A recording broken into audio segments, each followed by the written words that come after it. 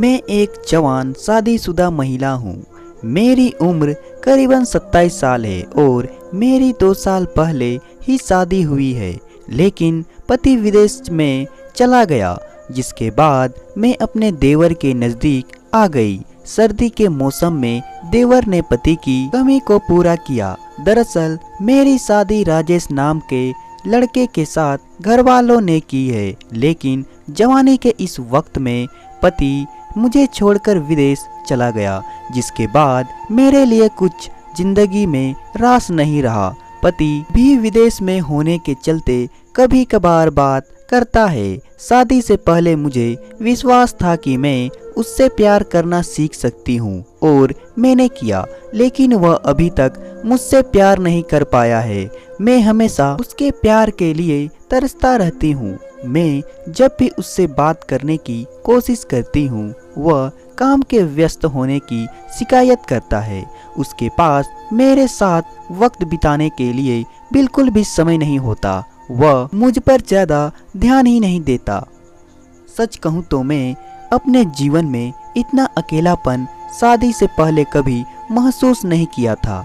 पता राजेश के साथ चीज बेहतर नहीं हो पाने की वजह से मैं अपना सारा समय अपनी सास के साथ बिताने लगी। सौभाग्य से वह एक बहुत ही प्यारी और देखभाल करने वाली महिला है। वह भी मुझसे बात करना पसंद करती है।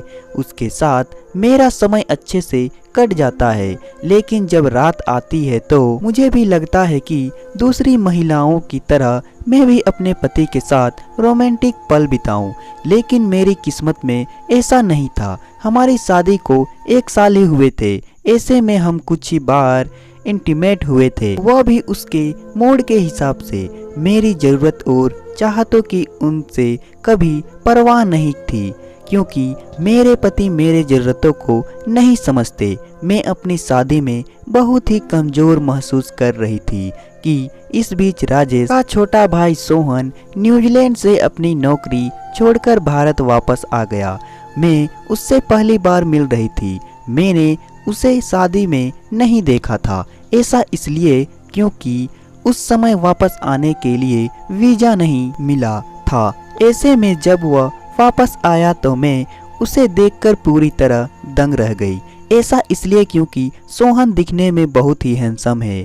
उसके पास न केवल अच्छी खासी हाइट है, बल्कि उसकी आवाज़ भी बहुत ही अच्छे से। उसके साथ बातचीत करने के बाद मेरे दिमाग में जो पहले विचार आया वह यह कि वह लड़की कितनी भाग्यशाली होगी जिसे अपने पति के रूप में सोहन मिलेगा। ऐसा इसलिए क्योंकि उसका नेचर बहुत ही कमाल का था। वह न केवल सबकी देखभाल करता था, बल्कि उसकी इस अदा पर मैं भी उस पर मरने लगी थी। मैं अपने पति के तंग आ चुकी थी। मैंने उसे कई बार रंगे हाथों पकड़ा है। सोहन इतना हैंडसम था कि मेरा ध्यान उस पर से हट ही नहीं रहा था। मैं नहीं जानती थी कि उसे क्या हो रहा है, लेकिन धीरे धीरे उसके प्यार में पड़ गई। यह सब मेरे साथ इसलिए भी हो रहा था क्योंकि मेरा पति मुझ पर बिल्कुल भी ध्यान नहीं देता था। मैंने सोहन के साथ नज़दीकियां बढ़ाने की शुरू कर दी थी। मैं उसे हर दिन खाना देना शुरू कर दिया। मैंने उसे न्यूजीलैंड में उसके जीवन के बारे में बात करना भी शुरू कर दिया। इसी बीच एक दिन मैंने उसे डेटिंग ऐप पर लड़कियों की जांच करते देखा। वह चुपके से लड़कियों की प्रोफाइल चेक कर रहा था।